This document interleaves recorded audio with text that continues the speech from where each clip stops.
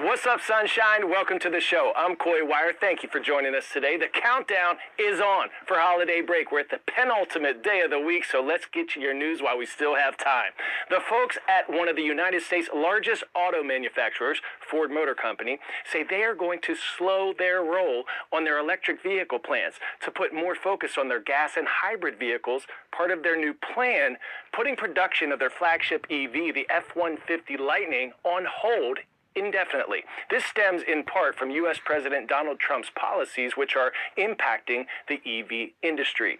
The move for Ford means a $19.5 billion hit against its fourth quarter earnings. Automakers around the world have invested big time in EVs, but Ford says they've seen a drop in demand. The federal tax credit from which EV buyers once benefited ended in September. The U.S. government also took away some of the environmental regulations that went into effect during former President Joe Biden's term. Did your Spotify Wrapped feel spot on this year? You know, where Spotify tells you which songs are your favorites. If so, it's because the streaming music service aggregates or collects all the songs you played throughout the year by using machine learning algorithms behind the scenes. It's just one example of our digital experiences becoming more personalized by technology. Our Claire Duffy has more. Hey, Coy, have you ever found yourself wondering how your Spotify Wrapped seems to just get you so perfectly? Or why Netflix knows how to recommend the exact show you wanted to watch next? It's all thanks to a technology called machine learning. So what is that? Machine learning is a process where a computer takes a bunch of data and uses an algorithm, essentially a mathematical equation, to find patterns in that data to draw conclusions or make recommendations. So think sorting through all of the music you listened to this year to determine who your favorite artists were. You might have heard of machine learning in the context of artificial intelligence. That's because it also powers many of the AI tools we use today. AI chatbots, for example, were trained on a bunch of human writing, and they use their knowledge of the patterns in our language to respond to our questions. Here's Georgia Tech's Brian McGurko to explain. So, like for using ChatGPT or Llama or something like that, these companies scraped the internet, grabbed as much text as they could from Reddit conversations and forums and blog posts and news articles, and the patterns that they found are like, what words go with what other words? And so when you give it words, it goes, hey, what's the most likely word that would go next?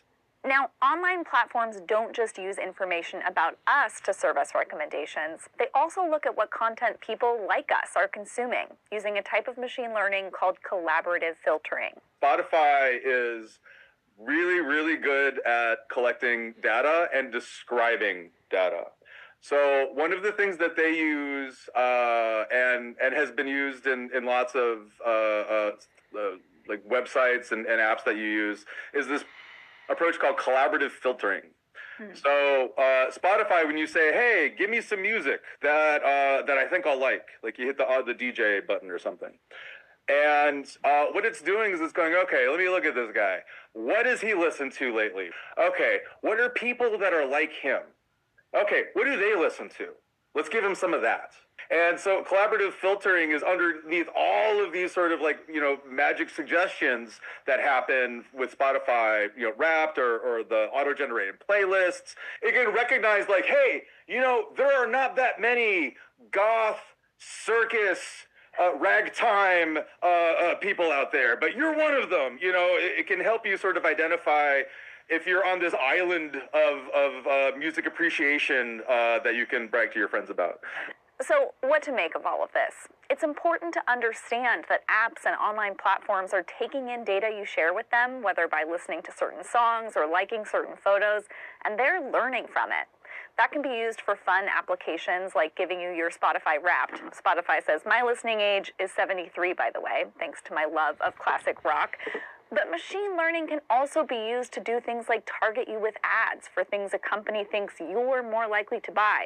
And I don't know about you, but this time of year, that is the last thing I need. Still, the more we know about how tech platforms collect and use our data, the better we can choose how to consciously engage with them. Coy? Pop quiz hotshot. Volkswagen's iconic van was originally called what? The microbus, the Type 2, the Wonder Wagon, or the Mystery Machine?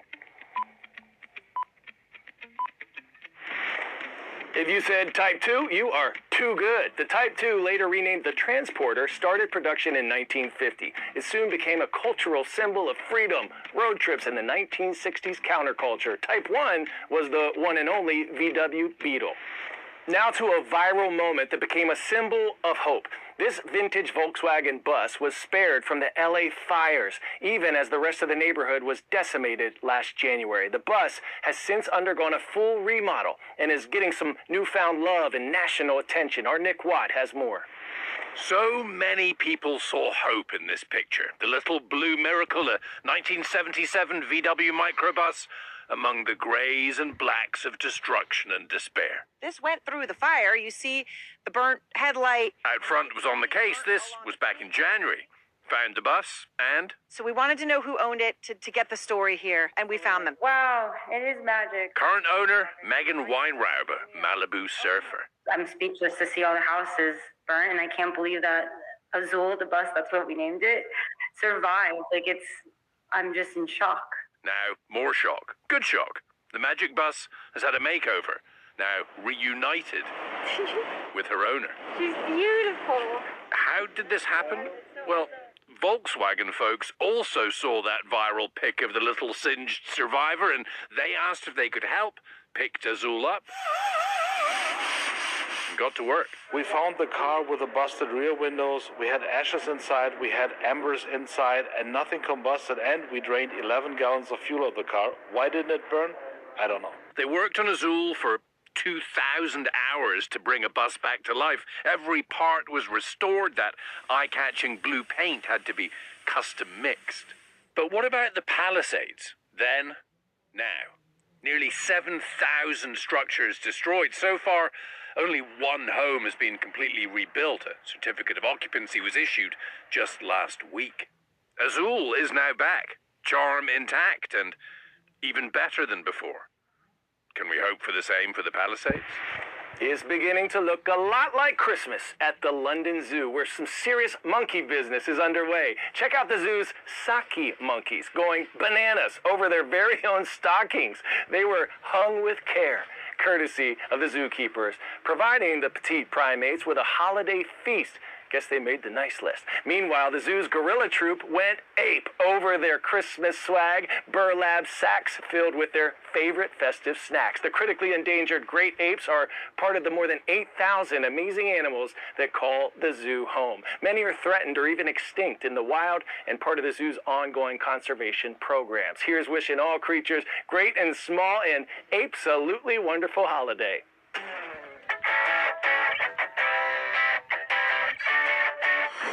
Today's story getting a 10 out of 10.